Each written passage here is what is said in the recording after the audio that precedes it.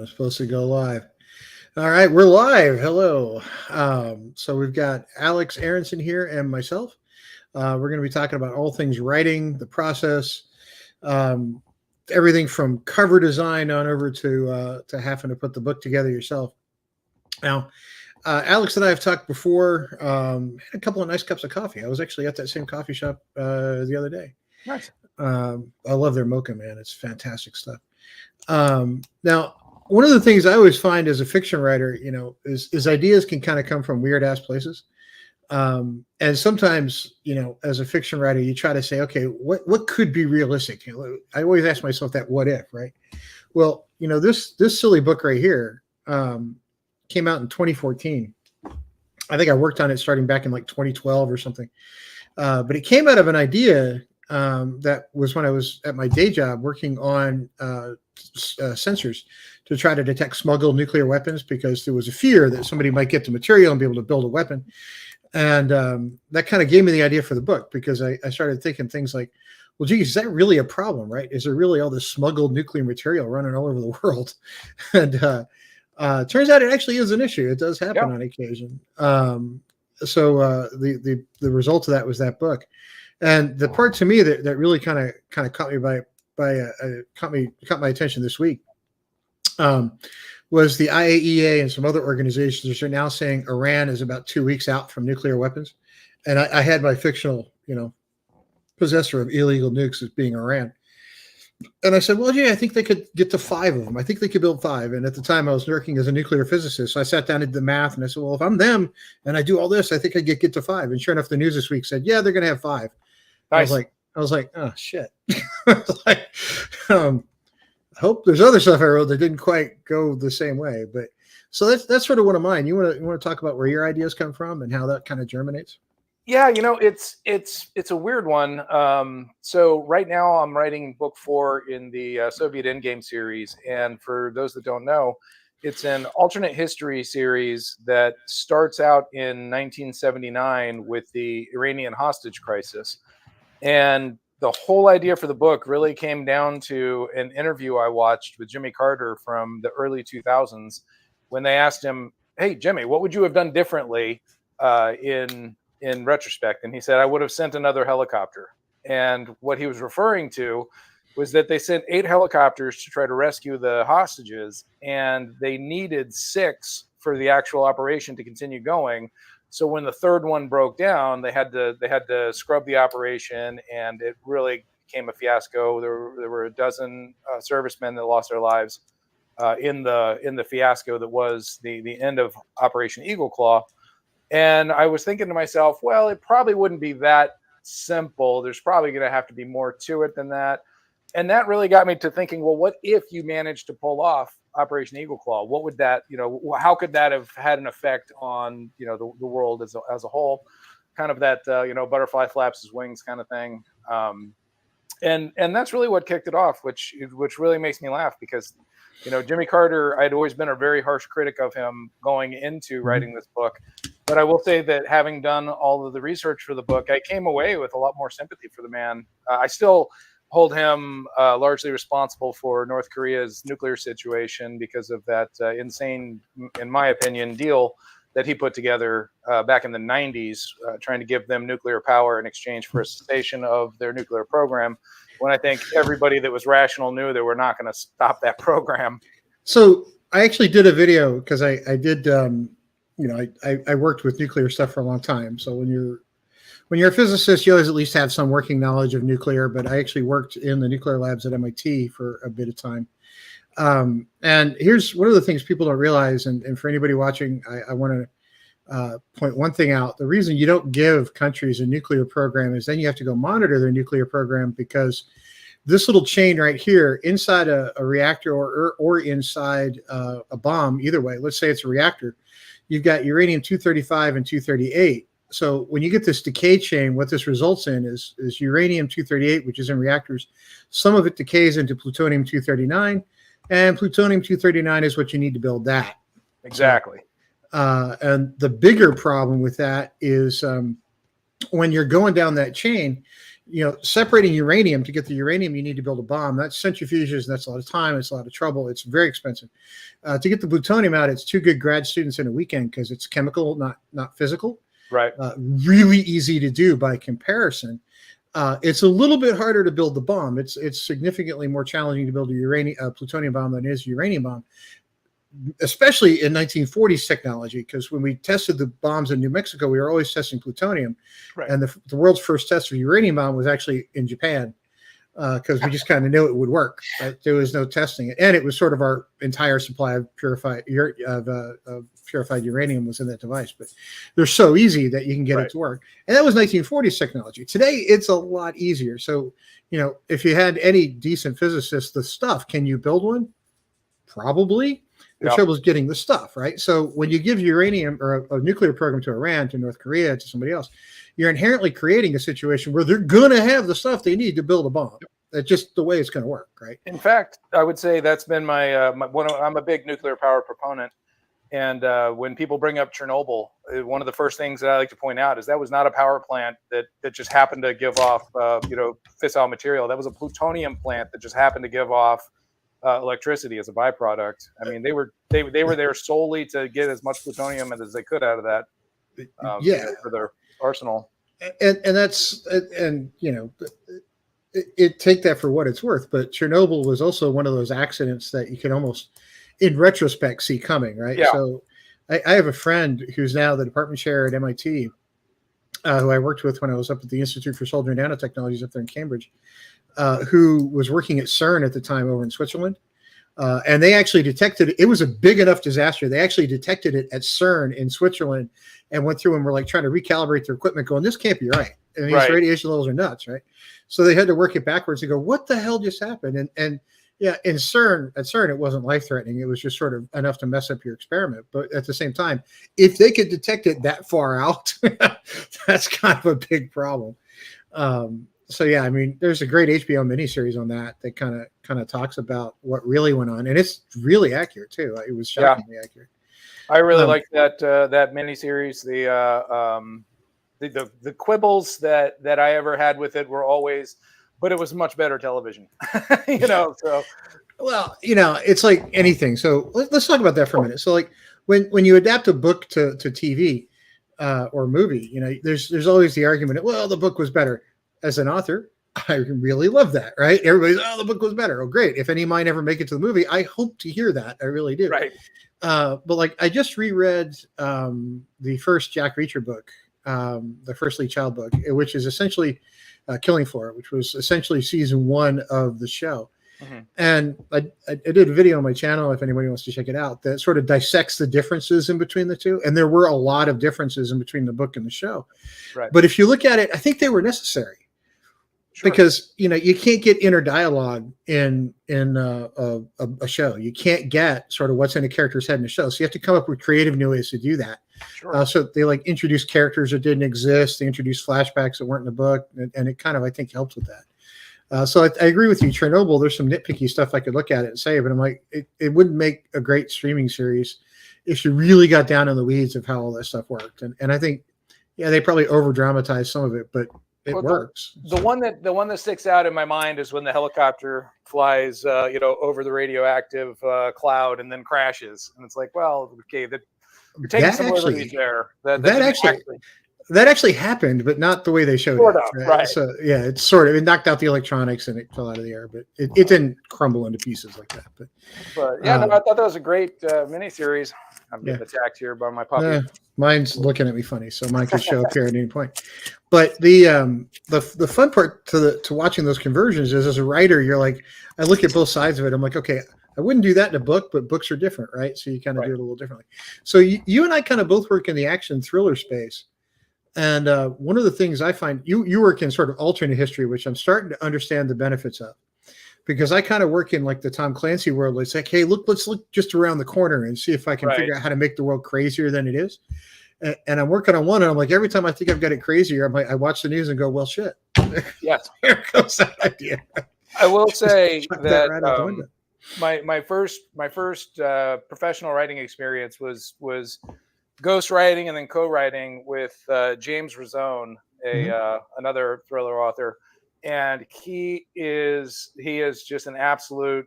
He has an absolute gift for figuring out what's right around the corner. He had one of his first big series was started with the book Battlefield Ukraine, and there were a lot of prescient moments in that book. And we did a series called the Monroe Doctrine. I contributed to 2 books in that. And, you know, he just does a really good job of figuring out where technology and things are headed. So hats off to him, because I'm just like, no, I know what history was, and I don't know what the hell is happening tomorrow. So like I did one sort of 2 actually historic fiction books, and you want to talk a little bit about how much research goes into that kind of stuff? Because I know for me, I was trying to write something that was set in World War II and something that's set in Vietnam. And I mean, even being ex-military, especially the World War II stuff with the prison camps that were in some of the island attacks and some of the prison camps that were off in the Pacific, that was brutal stuff. And just reading through the history of that, you're like, this really happened like less than 100 years ago. I mean, that's insane to think about that. Now yours are much more recent history, but some of that stuff you're working on is still kind of classified-ish, right? It's still sort of in that we're not going to tell you the whole story world just yet. It's interesting because the collapse of the Soviet Union gave me, you know, basically open access to half the order of battle. You know, it takes some digging, but you can get a lot of good information about Soviet forces, just because once the wall fell and the Iron Curtain came down, that stuff just kind of became open source practically. It's a little harder sometimes to get some of the NATO stuff. And, you know, especially in like historic fiction, especially in military fiction, there are the rivet counters. And, you know, I'm one of them. You know, when I'm reading, I'm looking for, you know, for that attention to detail.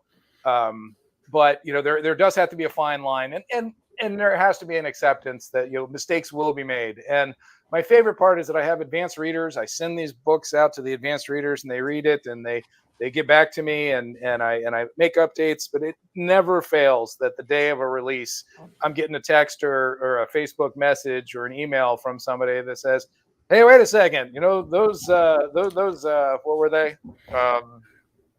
Those Sheridan tanks were only in the 82nd Airborne at that time. You couldn't have them in Europe." It's like, yeah, well, you're like, let it go, man. Or so yeah, the 82nd loaned them out. Come on, it happens. You know? Right. So, actually, I got some of those when I was working on when I wrote this one, The Diocese Dilemma.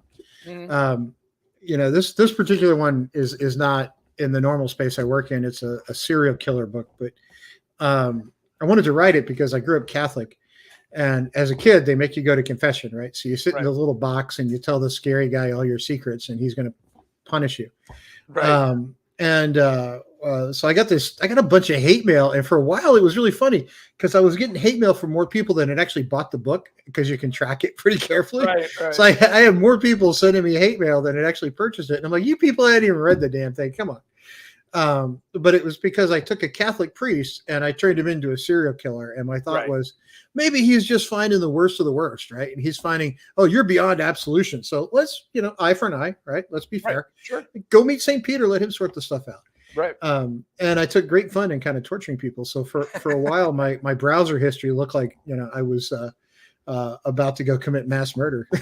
Oh yeah. Actually, that's when I realized, 1, I need a VPN, and 2, I'm definitely on a watch list. Was looking at what the most effective way to blow up a fertilizer plant would be. So you were military. I was military. When I wrote, one of the times you have to really kind of think about what you're doing if you write, when you start talking about things like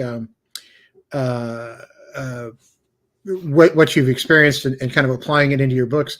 Hey, what happens if, right? So I went back to Vietnam and I did this book on Vietnam, and I researched it with the earliest Navy SEALs. It's called Force of Assassins. And we heavily researched with the early Navy SEALs. Yeah, you got a copy of it, right? So but we put the Gulf of Tonkin in it. And I went in for my security clearance review, and the security reviewer I will never forget. And I don't have a clearance anymore, so I'm allowed to say this because I'm completely out of working for defense contractors, and I'm never going back. Right. And that is absolutely a conscious decision on my part. But anyway, so I was working for this one. They went in for my security review. I was still running Patriot Missile at the time, and the guy looks at me and goes, "You can't just release that stuff about Vietnam." Right. What are we talking about? It's like the Gulf of Tonkin stuff. I'm like, I've never had access to a Vietnam file ever. Right. All I did was look at the technology in there. I looked at some incidents. I was like, well, maybe this happened. So I wrote it and I told him that. And he like went, oh, and he quickly changed the subject. So I'm really close. Yeah. Really, really close. I actually pulled an entire subplot out of Advanced Contact that had to do with monitoring Russian radio from Sinop, Turkey. And I really loved it. And there were some great parts of that. And I just had to pull it because I was just like, I don't know anything about the actual operations there, but there's enough that like you, if I guess closely, I'm going to get in trouble for this. So yeah, I mean, I still held pretty decent. I think I was still holding top secret at the time because I was still working on Patriot Missile, and they were like they quickly changed the subject when they realized I'd never had the files. I'm like, look, it's just math, right? We're not talking even hard math, right? But like Diocese Dilemma, like I was saying, some of these ideas just kind of come from anything. And when it comes to historic fiction, you can look at historic events and kind of look at them and say, okay, how would it play out? And if I were really in that field, and if you're not talking about something too far back, there's always somebody around you can reach out to, and people love to talk, right? So yeah, if you buy, I've always found that for the price of a martini or 2 cups of coffee, you can get people to just about tell you their life story.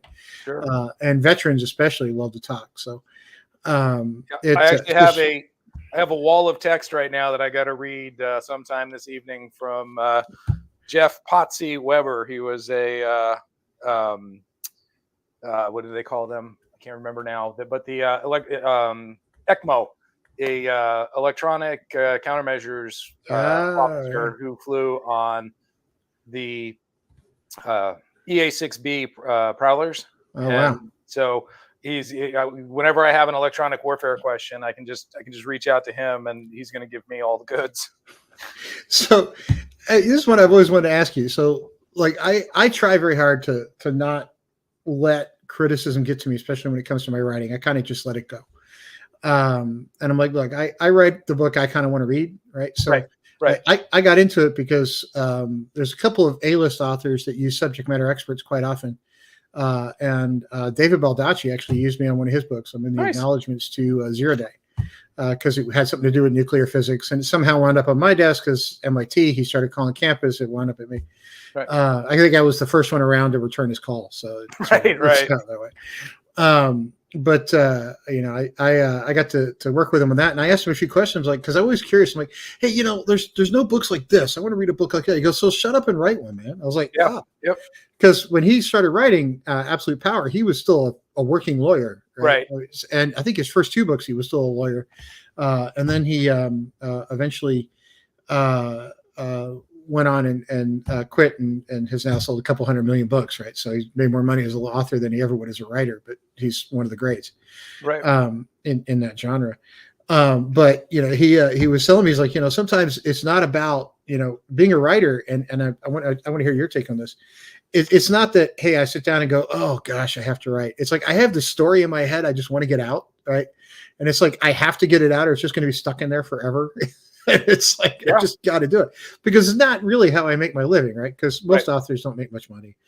I've got a day job, you got a day job, but I'm still. I mean, if you look at sales numbers, I'm up over 20,000 copies in print, 4 or 5 million pages on Kindle Unlimited. I've done pretty well. Yeah.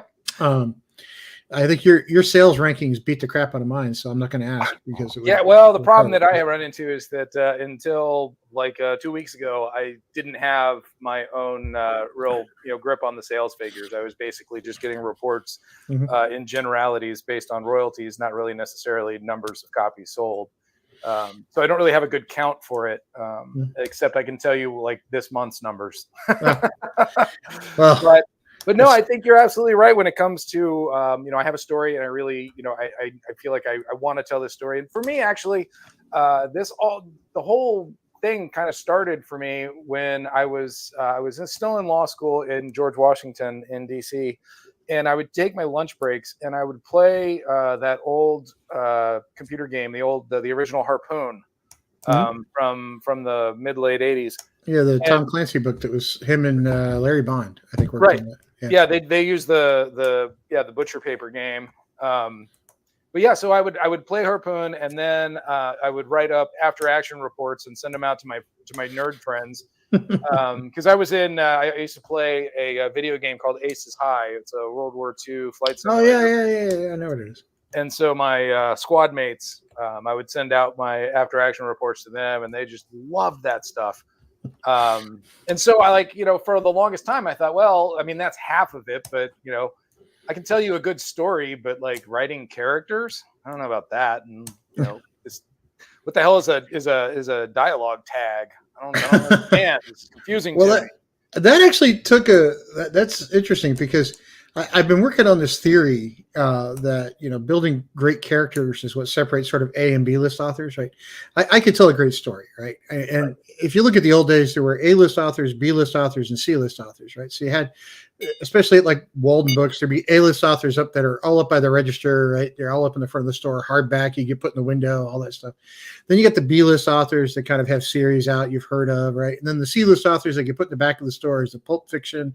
They're on the sales rack. You get them for like $1 a piece or something. And I think I at least where I'm at after 7 books, I consider myself a decent B list author.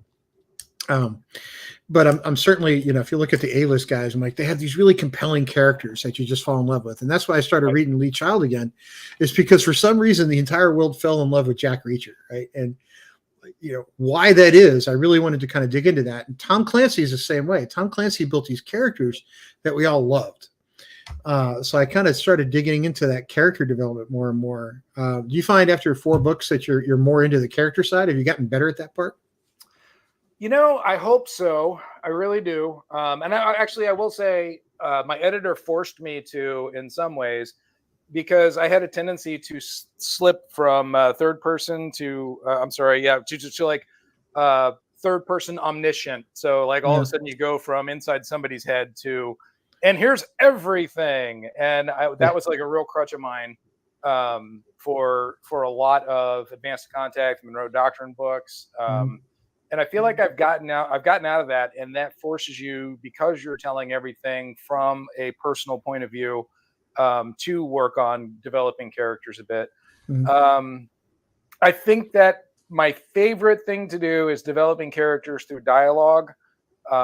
That's absolutely my favorite. I think that comes from being a Gen Xer and having fallen in love with Quentin Tarantino movies, where 4 or 5 of them, you're like, oh my god, this dialogue, it's so inane and stupid, but I love it. It's so great. A Royale with cheese. What a dumb conversation. Who writes that down? But I love it. I was not, Tarantino, I have a love-hate relationship with, right up until I found out he put him, what was the vampire movie he did? I can never remember the name of it, but From Dusk Till Dawn. From Dusk Till Dawn. He wrote himself in when he found out Selma Hayek was going to be in the movie. And he added a scene where he got to drink champagne off her toes. I'm like, okay, he wins, right? Because if I were in his position, I would have done exactly the same. Okay, maybe not drink it off her toes, but I would have been in that movie with her for some reason, right? Because it's Selma Hayek, for God's sake. But anyway, a whole nother story. So, that's something I'm pushing myself to do on this new one, is to kind of get back into that character development side and try to generate those characters that people are going to hopefully fall in love with, at least in 1 or 2 cases. So I'm pushing a lot harder this time on that. Now, when you write, and this is something I wanted to ask you about, because, I think writers, I have a lot of indie writers who want to write their first book or have struggled with writing their first book, ask about the process, right? So you have an idea. Now you got to take that idea and put it on paper, and you don't just sit down. And I've seen people do this, like, okay, I've got a Word document, I'm going, right? Like, no. don't do that to yourself. You will die. I sit down and I write a fairly detailed outline and sort of battle it out. Say, okay, here's where I think it's going. And personally, I don't mind if I get halfway through it and I throw out the back half of the outline. I'm like, okay, that's clearly not going to work, right? And just chuck it. So I think, and I'd love to hear your take on this. I think you have to be ready to throw yourself a curveball and go, hey, I have a game plan. Here's the path forward. Here's where I'm going. But I'm fully willing to look at it at halftime and go, you know what? That sucks. Go this way. Right. And take that turn. Do you do something similar, or is yours? I'm actually, I take a very well. First, I can explain why I got to a different place than you did, and that was paralysis by analysis. Mhm. The first 5 times I tried to write a novel, I got so deep into the woods and creating character biographies and Yeah, I never you do know, that. and these deep plot concepts and everything. I never actually started writing the damn story. Mhm. And I think a lot of that was because I was intimidated by the idea of actually doing it. It's Mhm. this is a lot of fun to do the research, but actually putting myself out there and asking somebody else, hey, read this for me and let me know what you think, and please don't hate it and don't tell me I'm retarded. So yeah, that's just Yeah, my first book, that was my dad. I sent it to my dad, who he's now passed away, but um, we used to do this game as a kid. My dad was a very avid reader. And the game was, go through the house, find a book on a shelf, and come quiz me if you don't believe I've read it. Because Dad had 800 or 900 books. right. And yeah, it took you. I think I gave up after a dozen. So, and every once in a while we try that again. And I'm like, yeah, I just gave up. So Dad was. But the one thing about my dad was he was the guy. He was the parent that would never let you win at chess, checkers, Right. backgammon. Yes, Right? He would just destroy you. Yes, you were supposed to learn from that humility. You were Yeah. Iron sharpens iron. Yeah. So when I sent it to my dad, when I sent my first book to my dad, his first comment was, "Really?" And I was like, "Okay, gonna go back and look at it a little bit more." Right. Yep. So I went back and redid a bunch of stuff, and it's now that book is now The Last World War, Volume 1, which was the first one I worked on, but the third one I published. And it's a little bit over 500 reviews on Amazon, 540 or something. It's 4.1 star average, so it's done really well. Yeah. So the end result was not bad, right? And for getting there, that 4.1 star average, I'm very proud of, especially with 500 plus reviews. And that's another thing indie writers ask me about a lot. Now you've got a publisher, so you're a little bit different. Had a publisher. You're parting ways with your publisher, but so one of the things I find when it comes to sales is getting placement inside Amazon is always tough, because we can say there's other outlets to sell books, but there's really not. There's sort of Amazon and everybody else, right? And the everybody else is a small portion of the entire community. So there's a couple things you have to kind of become an expert at, and it's keywords in your the way you set your book up. You can't just throw in a couple of keywords and be like, hey, look, that's going to work, right? Right. Because the AI on the Amazon side has gotten really good. Like if I start throwing LGBTQ phrases in my book, it's going to figure it out and kick them out, and it's going to be terrible placement, right? So, and what it does eventually, I finally cracked this one. Amazon eventually starts giving you timeline placement based on the keywords that are in your reviews. Oh, interesting. So those first 15 reviews are vital. So getting past those first 15 really, really matter, because that's where the AI starts to really grab your stuff and put it in a better placement. And I think the other break is at 35. So it goes sort of 15, 35, and then 50. So those first reviews are vital. But what Amazon has done in the last year that I find both disheartening, because now I can't game the system, and probably good from their side, is they don't just let you do reviews from, hey, look, go write me a review, right? It actually has to be somebody that the book was sent to through Amazon, or it doesn't really count. Right. So I can't just send out 50 copies and say, sure. So if I'm going to give an indie author a suggestion, it would be this. If you're going to send a book to somebody, buy it on Amazon and ship it to their house. And then it counts if they leave a review. So you can't just send a free one. Or send them an Amazon gift card and make your book 99 cents on Kindle, or add it to the Kindle Unlimited program. And there's a lot of people in Kindle Unlimited that, because they get to read for their monthly subscription fee, will download it and give it a shot. Yeah. And you do get paid for that. It's 0.45 cents a page, give or take. So it behooves you to write a page turner. Yes. But if you price your book at $2.99 or $3.99, mine are 350 pages. By the time it's done, I make almost the same as a Kindle Unlimited read as I do for the overall read on a Kindle Unlimited. So it it works out pretty well if you kind of work those avenues. But finding those first sort of 30 people to read it is really the critical part.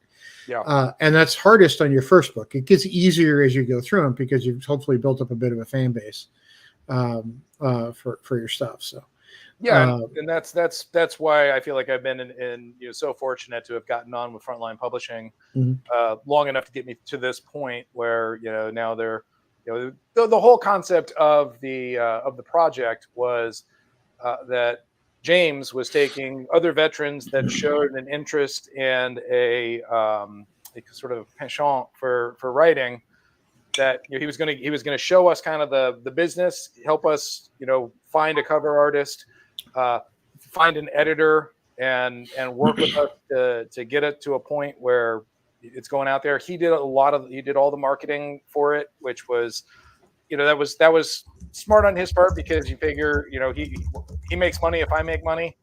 Yeah. But and the idea was to get it to where we could be back out on our own, just kind of doing this thing, and he could pick up new young guys to work with. So you hit on something there that I think also people need to know, especially indie writers. Like, you can really tell my early books, so that's one of my early books. The cover's okay, it's not great, from my more recent stuff that has a much more professional cover. Right. Like, I didn't want to believe this when I started, but cover art freaking matters. Right. Oh yeah. It really does. I hate to point out that cover art is, I won't say it's more important than story, because you still have to have a good story, but cover art is the first impression somebody gets of your book. Yeah, cover art can get you a sale, but a shitty story is going to get you a 1-star review and a return. Yeah, it will, exactly. And now that I have like 7 books out and I'm working on number 8, I don't want you to buy just one.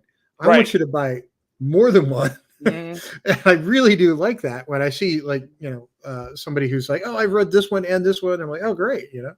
That's sort of cool to me. Yeah. I think, these posters behind me, those are the covers for book 2 and 3 of the Soviet Endgame. And this is book 1. And I just think that these covers are just bananas. I love them so much. Those are great. And it's not expensive, right? So I think the most I've ever paid for a book cover was $400. Yeah. Which sounds like a lot. And for some people it really is. But I went crazy and I hired the guy that did the movie posters for Ghostbusters Afterlife. And he was expensive. So I wanted a good cover. At the time, $400 was not a big stretch for me. Right. So I went with it. But there's a lot of people on like Fiverr and other places. You can get a good cover done for like $50, $60, $70, right? You don't have to spend a ton.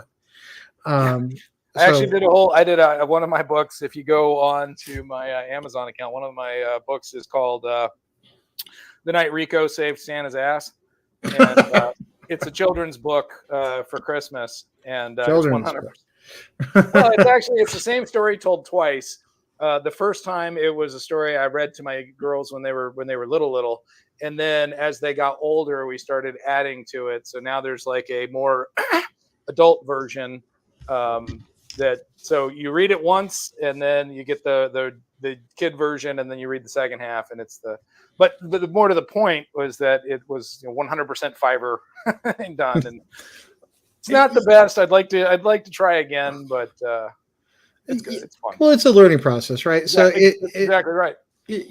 Like I redid the cover of The Last World War twice after release, right? And as an indie, that's kind of the cool part, is if you find something's not working, a book's not selling, maybe it's the cover. Just have it redone and start over, because you're probably not going to change the story.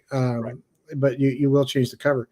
And the other thing is if you I've written in a couple genres. So I wrote a comedy that didn't sell at all. I wrote a sci-fi that nobody really liked, which it's fine. I get it. It's not for everybody. And the trouble I had in sci-fi personally is being a scientist, I wanted to get down in the weeds and make sure everything's exactly right. And I think I got too far and people got really bored. So I'm like, okay, it works for me and other scientists, but there's not enough of us to really make a difference. Right. So, in fact, well, if I don't mean to interrupt, but the first copy of Advance to Contact that I sent to to Frontline to review, they got back to me and they're like, bro, we get it. You're smart. You understand political science. Okay. We don't care. You've got to cut this and this and this. Cause I had all these, in-depth foreign policy conversations between Cyrus Vance and Zbigniew Brzezinski and Secretary Brown from the Secretary of Defense, and and everybody's just throwing in all this foreign policy gobbledygook that I think is fascinating. And I know that there's a 5% of 2% of my audience that is going to be like, wow, that's great, and everybody else is like, oh my God, get to the shooty part. Come on. See, that's why I've been going back and rereading all the old Tom Clancy books too, right? So I'm up to I just finished Clear and Present Danger. Okay. So I'm on the whatever one is after that. Sum of All Fears. And one thing I'm discovering is there's this theory running around that he was actually an asset, maybe not an employee, an asset of one of the intel agencies. And I'm not sure he even knew he was an asset or not. Maybe he was, maybe he wasn't. But he was either the luckiest son of a bitch like ever, okay? Right? Or he knew something he wasn't supposed to know. He may not have realized he knew something he wasn't supposed to know, but he knew something he wasn't supposed to know, because he had a deal to get the movie deal for Hunt for Red October was based on a preprint of the book. So he had a movie deal floating around before that thing was even released. Right. The it was published through Naval Institute Press, yep, which never does fiction, right? First and one. here they do a 16,000 print copy of this book for this guy nobody's ever heard of. The dude knew somebody. Yeah. But the more I look at his books, and there's a point to this. When you get up to like Sum of All Fears and even Clear and Present Danger, he gets so down in the weeds in the technical details. Right.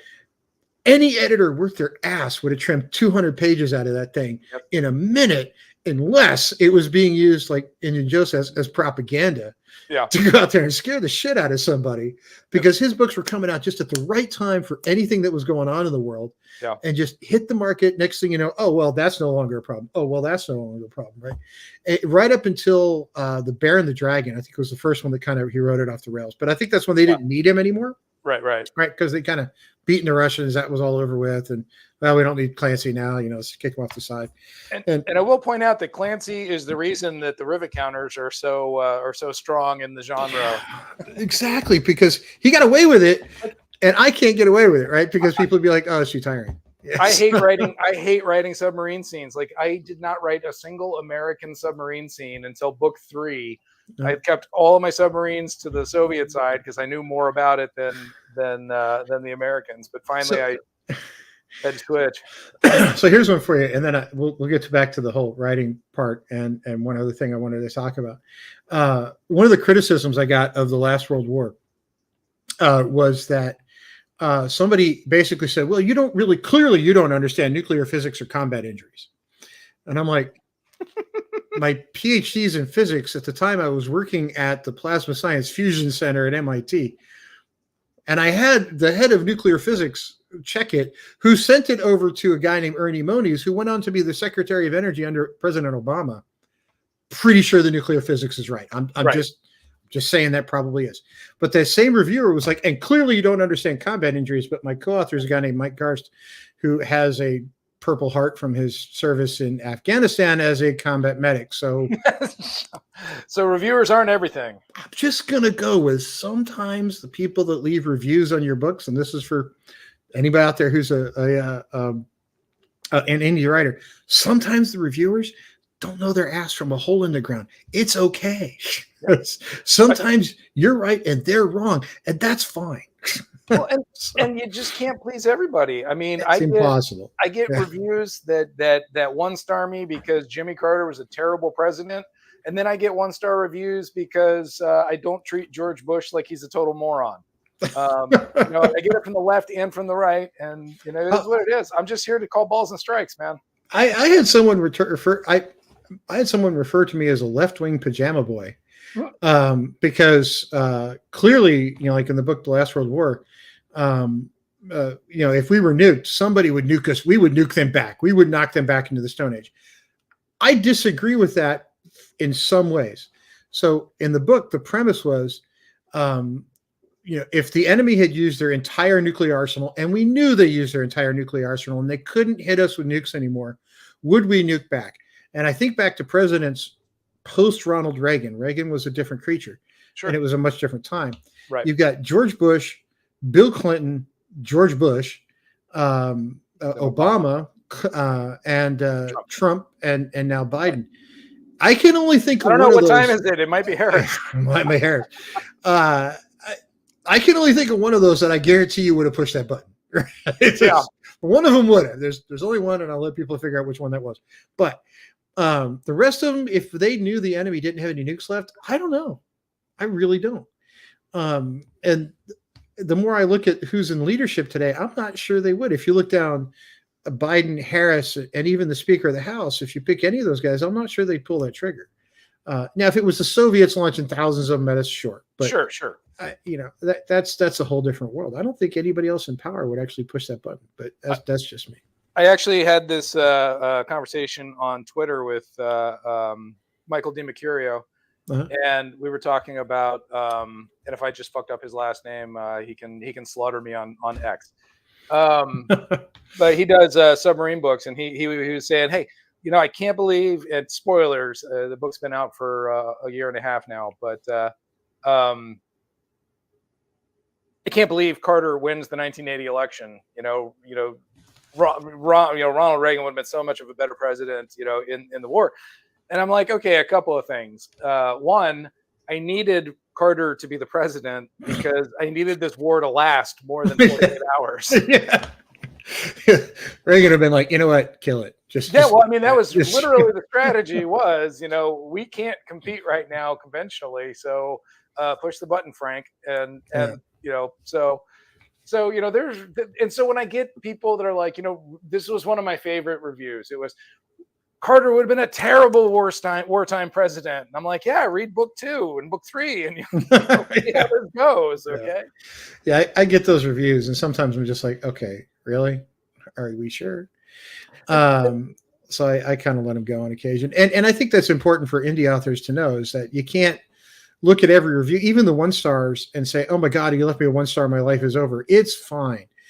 Go get more reviews, right? And it's not the easiest thing in the world to get reviews. It's not the easiest thing in the world to sell books.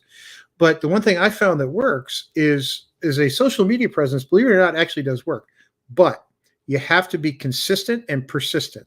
And what I mean by that is you have to not be afraid to talk about your own work. You have to not be afraid to put it out. And I put it on X all the time, or Twitter, or whatever it is. They change names. And I put it on Facebook and Instagram and now Threads and YouTube.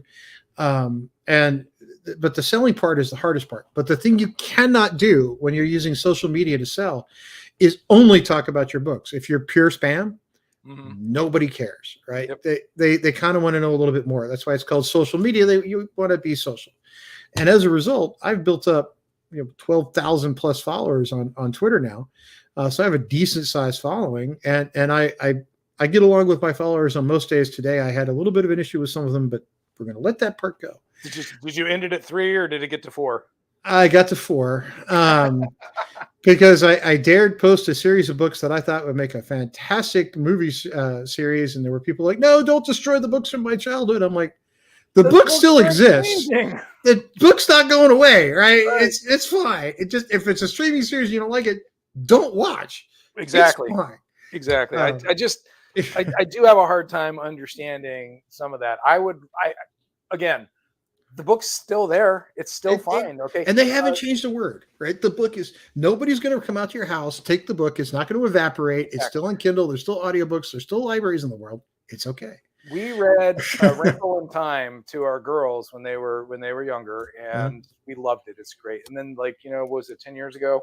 Movie comes out, watched the movie, thought, I'm dying. It hurt. I deserve remuneration. Terrible. Guess what? Yeah. Still a great book. Still a great book, right? Yeah. So you've got kids. Do you have? You ever let your kids read your books? Oh my God! Again, the eldest is about to turn 25. Oh yeah. She's an accountant, and she doesn't. Basically, nobody around here cares. My wife will read my book if I ask. So she was very good and very supportive, especially early on. But it's like, okay, actually, I can't even say this because I'm a super sucker for chick lit. But if she wrote a cookbook, how to bake, it's not really my thing. So I'll just leave that for her. So So my 11-year-old daughter has asked to read my serial killer book. Oh dear. And I'm like, I'm pretty sure I'd let you read Silence of the Lambs before I let you read mine. Yeah. And she was asking me why, and I was like, and this, for whatever reason, if people want to know, with the serial killer priest going for an eye, the punishment fit the crime, and I am not sorry at all about what I did to the child rapist. That's right. At all. Yep. See where that was going. Just leave that one however you want to look at it. And what I did to the lawyer who used to buy himself out of trouble, I don't mean any offense to any lawyers, but that one was bad, so he had to go. I will tell everybody that particular one involved crab bait, a beach, and some clothes that were torn off of him. So, oh dear. It didn't go his way. Doesn't sound like it. Yeah, well, I was having a bad day. But the child molester, yeah, we did some vicious things to that one. I have a question for you. Huh? I know that this is your show, but I have these ideas and I love them so much. I'm terrified to mention them to anybody else. Do you have secret internal story ideas that you really want to develop? But yes and no, but I take so I watch a lot of interviews with really famous authors, right? So when I'm trying to go to bed at night, I'll tend to turn on YouTube with Stephen King or Tom Clancy or somebody who's infinitely outsold me.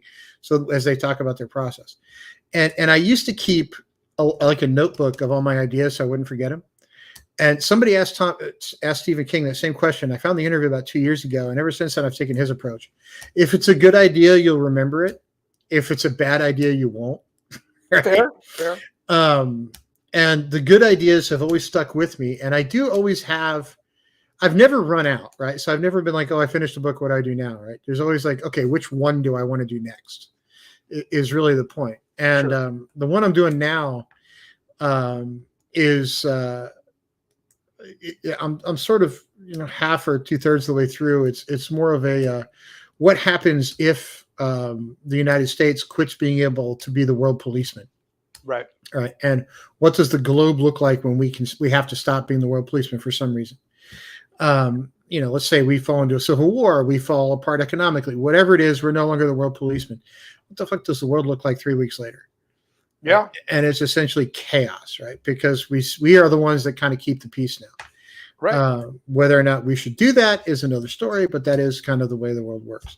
So, I don't necessarily keep a list of ideas someplace. I tend to just sort of have one in the back of my head, sort of always. Well, more my concern is I've got this great idea, and I will tell you about it at coffee. No problem. You and I can have this conversation. I ain't saying shit right now. Okay. I don't want somebody else. Hey, that is a good idea. Let me write that.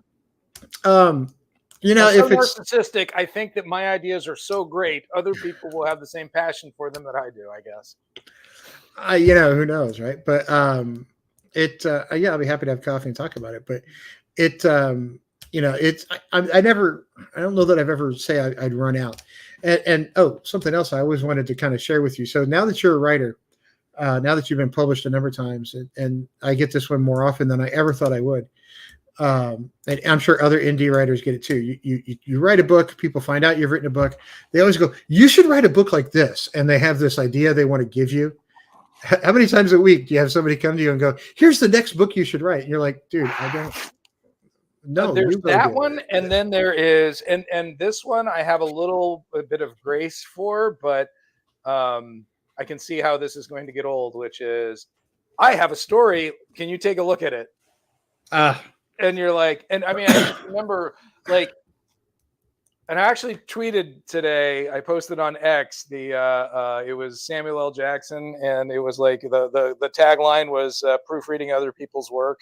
Yeah. And I was like, English, motherfucker, do you see it? Yeah. And I don't mind reading other people's stuff. Okay. But I tell everybody when I go in, I'm going to give you my honest feedback and you might not like it. Right. And it's hard because my honest feedback is okay, if you're going to write dialogue, read it out loud and ask yourself, do human beings speak like this? Right. Because no, nobody talks like that. So that was exactly what my dad did. So the first time my dad read one of my books he's like, you have everybody talking like they're sitting in an academic setting. Like, pretend you're at the bar on your second martini. And that's what most people sound like on a regular basis. I was like, that's reasonably fair, Dad. So I had to go back and kind of fix it. But yeah, Michael, you can share with me anytime you want. I don't really care. But yeah, I like reading people's work. I don't mind giving honest feedback. I don't really want to do beta reading anymore because beta reading comes with sort of this connotation that I have to read all of it and I have to give you well thought out things. I don't mind reading a chapter or two if somebody's got something they're working on. Right. But sending me 300 pages, I'm probably not going to read it. Not going to make it. Nope. Yeah, certainly not going to make it. Now, David Baldacci sends me 300 pages. That would be different. That's a fact. You know, he's a different story. And he's a great guy, by the way. If he actually will answer questions if you send him to his website. He and some of the others. So like David Morrell is actually all over Twitter, who wrote First Blood and a whole bunch of others. Oh, wow. And he's all over Twitter so much that when he found out I had a first edition copy of First Blood, which was written in 1972, he sent me a signed book plate for it. Oh, nice. Right. So I posted a picture of it and I got this direct message from him. It's like, hey, you want a signed book plate? I'm like, fantastic. Sure. Yeah. Yeah. So he sent it to me and now I have a signed first edition copy of First Blood. You're supposed to say, nah, that book was mid. Yeah.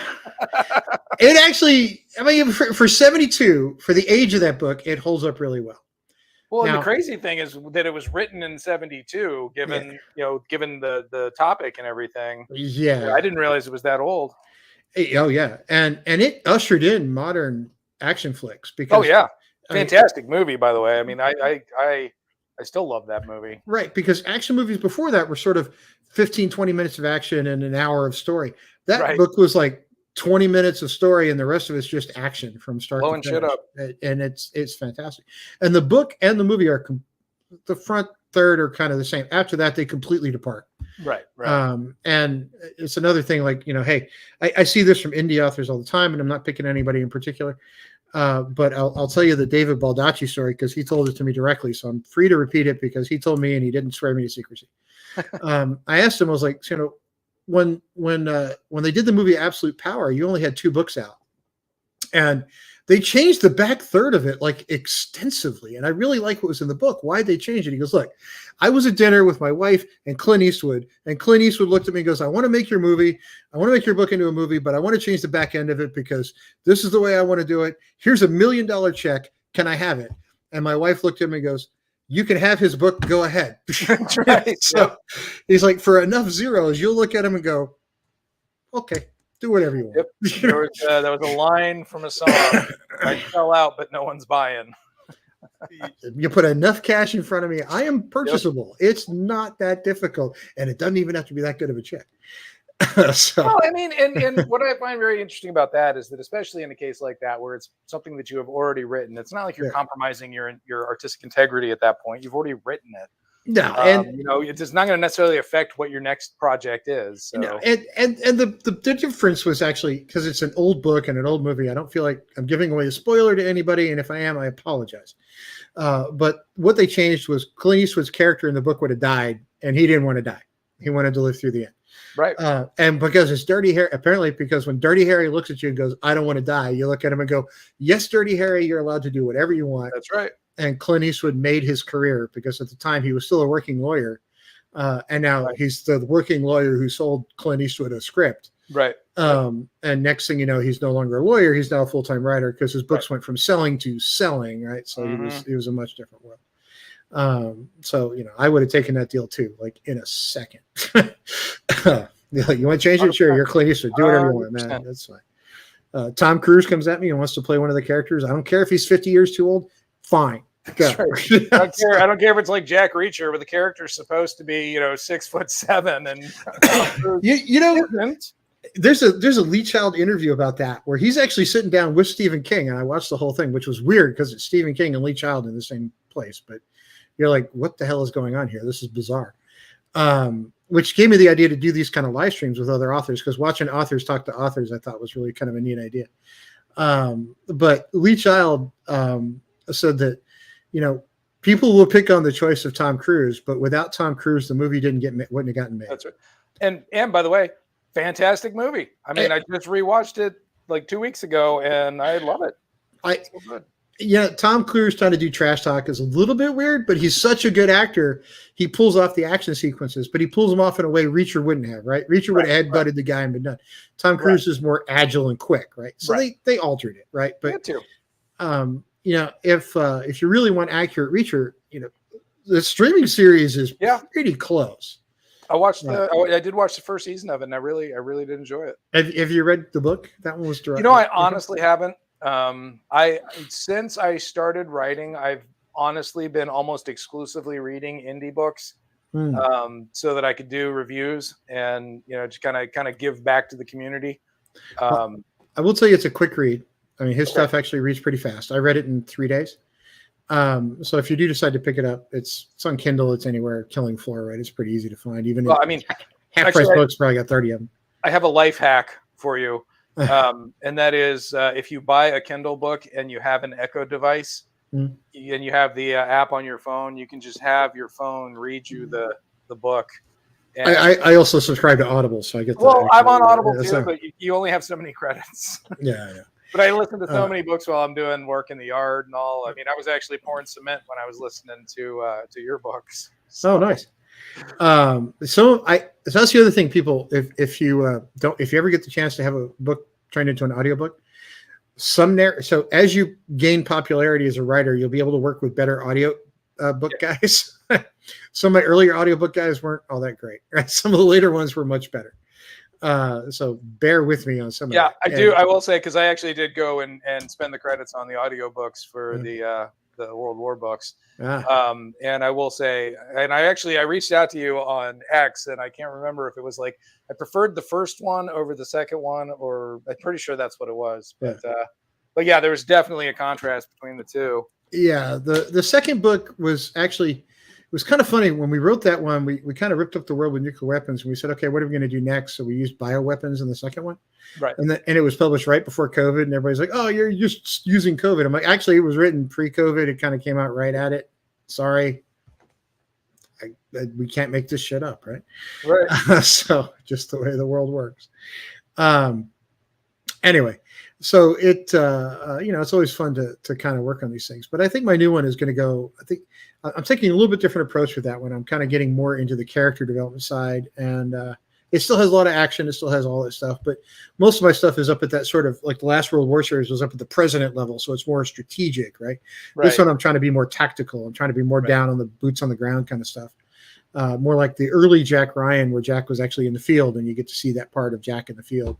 Yeah. Versus like let's have the president talk about things, and it's both of those are Red Storm Rising was I think a great example of sort of that strategic level view. Oh yeah, it's probably one of the best out there. Which if people haven't read it, I've read it at least 3 times, and it's fantastic. Every 10 years or so, I pick it back up and read through it. Yeah, I used to have a copy of it in my drawer, but it seems to have found its way someplace else. One of my all-time favorite books. It's absolutely a must read if you're into to sort of action books. And I'm trying to find I have an image of mine because I started taking pictures of all my books, primarily not because I'm crazy. Maybe I am a little bit, but because I started finding out that I was spending time at Half Price Books and buying books I already had. Oh, nice. So I tended to go with, hey, let's start making a database of them. So I started when I reorganized the bookshelf the last time. I started taking pictures of them for the database because I'm just that nerdy. Right. So I actually have a very nice first edition copy of it. Nice. Looks just like that. So if you ever find one of those in a used bookstore that has the little price label on the inside and the right line on the front, they're getting harder to find. So I imagine so. But I like that one. So I really enjoy it. Okay. So, I wanted to run this about an hour. It's been about an hour. You have anything else you want to add? I don't think so. I think we made a pretty good run of it, and we don't want to bore anybody. I don't want to bore you to death. So Alex is on Twitter all the time. I'm on Twitter all the time. You can find both of us on Amazon. My last name is pretty easy. If you just type me in, it comes up like a rash. Alex Aronson with 2 A's. That's important. Yes. But his sales ranking is much better than mine, which I'm very jealous of, and I will someday catch Oh, up. my publisher, baby. I will someday catch up. I actually do have a picture sitting on my bedroom wall of Alex. We have a question. What's your Twitter handle? Oh, it's at Alex Aronson 80. Alex Aronson 80. But I do have a picture on my wall of when I first published one of my books. The sales ranking for a few hours was 2 places up from a Stephen King book. Nice. So I'm like, look, I was better than Stephen King. The trouble is his book was like 8 years old. Right. But there I was on the bestseller list with Stephen King. But 2 hours later, my book declined rapidly and I was off. But I just remember when Monroe Doctrine Volume 4 came out, I was like #1 in maritime fiction or something like that. Like, there's something to hang your hat on right there. That's right. You were #1 in a small category. But no, it's the other thing you'll find, everybody who's listening, is that over time, when your books have started to sell a few copies, you get up to sort of 100 sales or 150 sales. It does gain some momentum. And then what you'll find is you're very consistently selling, a couple copies a week. Then it's a copy a day. And, there's not a day goes by now that I don't have 1,000 pages read on Kindle Unlimited. And, maybe every other day an actual order comes through. Sometimes it's 4 or 5 a day. I'm looking at the Amazon list right now. Today I've got 6 processed orders and 1,500 pages read on Kindle Unlimited. So, some days are great. Some days are meh. But you're always going to have an off day, right? So there will be days I have absolutely 0, right? There'll be other days where I have a large number. It just depends on the day. So don't get disheartened, keep plugging away. And odds are nobody's going to find your first book, but by the time you get to your third, you'll realize you have sort of an audience. So take Amen. that for what it's worth, everybody. All right. Thanks, everybody. Have a great day, or great evening, I guess. I appreciate I appreciate the invite, man. Well, no problem. Hopefully we'll get some more followers for you over on X, and who knows, maybe result in some new sales for you. So look me up on X, Facebook, YouTube. I'm all over the place. Cool. Talk to you soon. All right. Hey, stick around for a second. I'm ending the stream.